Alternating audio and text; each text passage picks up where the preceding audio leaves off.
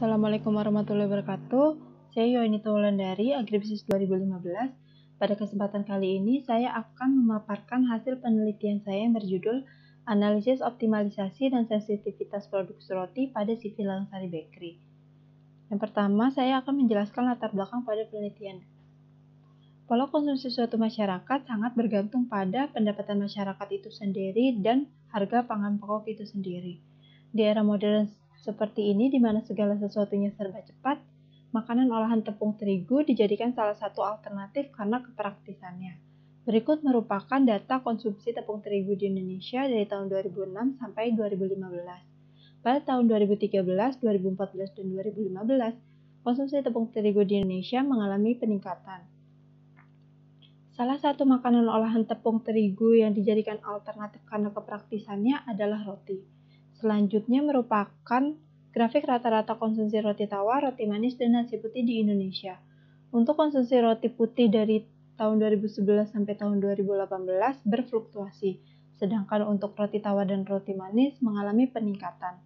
Hal ini membuka peluang kepada perusahaan yang memproduksi roti di Indonesia. Salah satunya adalah CV Langsari Bakery. CV Langsari Bakery ini merupakan perusahaan yang memproduksi 6 jenis roti manis. Yang pertama, roti coklat, roti keju, roti kelapa, roti susu, roti kacang merah, dan roti mesis. Berikut merupakan data permintaan yang produksi pada periode Agustus 2018 sampai Juli 2019. Dapat kita lihat permintaan lebih besar daripada produksi yang dilakukan oleh CV Langsari Bakery. Hal ini menandakan bahwa perusahaan memiliki keterbatasan sumber daya sehingga tidak dapat memenuhi permintaan pasar secara keseluruhan. Sehingga CV Langsari Bakery memerlukan pengoptimalisasian produksi guna mencapai keuntungan yang maksimal. Berikut merupakan rumusan masalah, tujuan penelitian, dan ruang lingkup penelitian.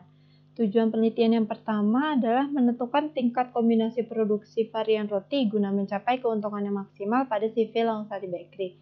Yang kedua, menganalisis alokasi sumber daya yang dimiliki oleh CV Langsari Bakery untuk memproduksi varian roti guna mencapai kondisi optimalnya.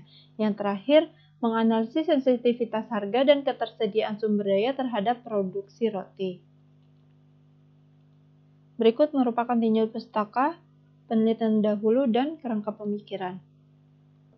Berikutnya merupakan menentukan variabel keputusan. Yang pertama, roti coklat, selanjutnya roti keju, roti kelapa, roti susu, roti kacang merah, dan roti mesis. Berikut menentukan fungsi tujuan. Fungsi tujuan ini didapat dari data keuntungan setiap jenis roti CV Langsari Bakery pada periode Agustus 2018 sampai Juli 2019, sehingga dapat dijadikan fungsi yang akan dimasukkan ke software Lindo. Selanjutnya menentukan fungsi kendala. Fungsi kendala pada kali ini terdapat 4. Yang pertama bahan baku, tenaga kerja langsung, mesin, dan permintaan. Yang selanjutnya merupakan data ketersediaan tepung terigu serta koefisien. Koefisien di sini menunjukkan kebutuhan tepung terigu dalam memproduksi satu pieces rotinya. Selanjutnya merupakan data untuk bahan baku serta kendala lainnya beserta koefisiennya. Selanjutnya metode analisis data. Metode analisis data di sini terdapat 3. Yang pertama analisis primal, yang kedua analisis dual, yang terakhir analisis sensitivitas. Berikut merupakan definisi operasional. Berikut merupakan profil CV Langsari Bakery yang terdapat visi misi, struktur organisasi, serta proses alur pembuatan roti manis. Selanjutnya hasil penelitian. Yang pertama menentukan kombinasi produksi roti pada kondisi optimal menggunakan analisis primal.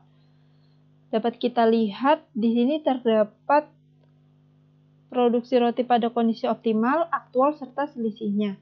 Selisih positif di sini mengartikan bahwa produksi roti pada keadaan aktual sudah mencapai pada kondisi optimal, sedangkan untuk selisih negatif mengartikan bahwa produksi roti pada kondisi aktual belum mencapai pada kondisi optimalnya.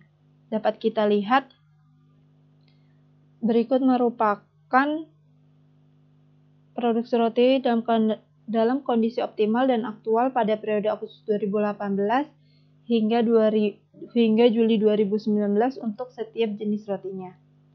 Selanjutnya, jumlah produksi ke-6 jenis roti untuk periode Agustus 2018 hingga Juli 2019 memiliki selisih negatif 12.787.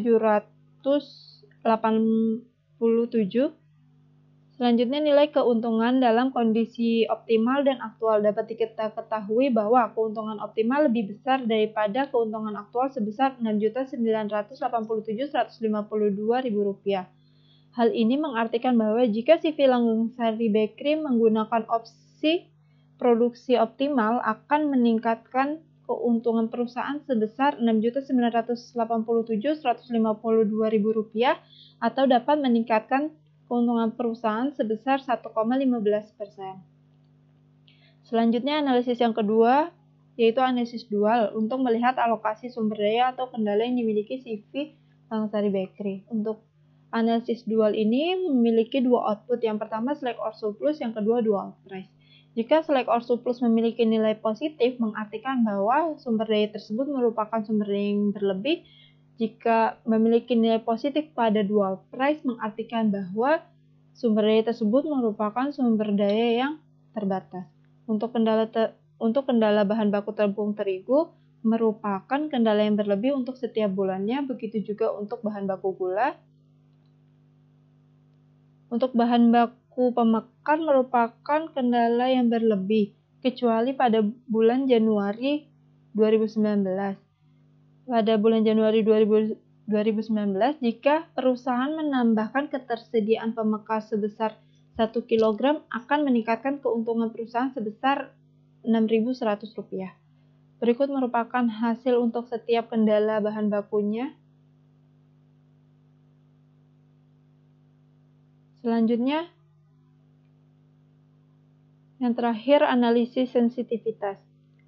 Analisis sensitivitas ini diperlukan untuk melihat batas kenaikan dan batas penurunan untuk setiap kendalanya tanpa merubah kondisi optimal yang ada. Yang pertama, analisis sensitivitas harga jual produk.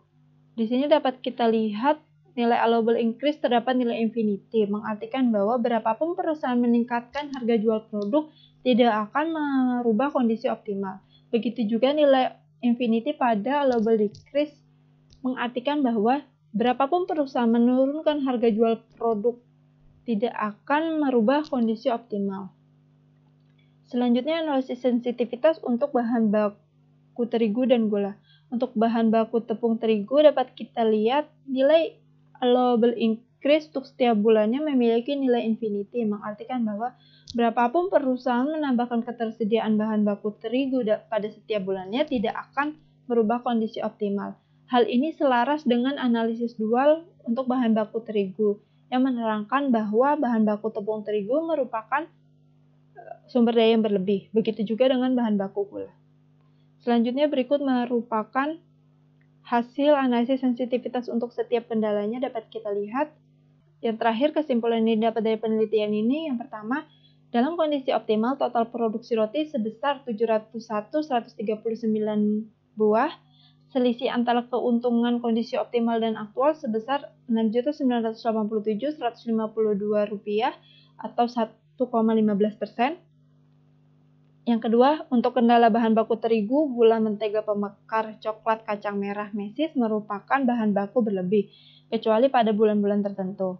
Selanjutnya, kendala tenaga kerja langsung menjadi kendala terbatas, kecuali pada bulan Agustus dan Juli. Kendala jam mesin pengaduk merupakan kendala berlebih. Permintaan roti coklat, roti keju, dan roti susu merupakan kendala terbatas, sedangkan permintaan roti kelapa, roti kacang merah, dan roti mesis merupakan kendala berlebih. Yang terakhir, berdasarkan analisis sensitivitas terhadap harga jual produk selama periode Agustus 2018 hingga Juli 2019, jika harga jual semua jenis roti ditingkatkan dan diturunkan sesuai dengan batas yang telah ditentukan, tidak akan merubah kondisi optimal.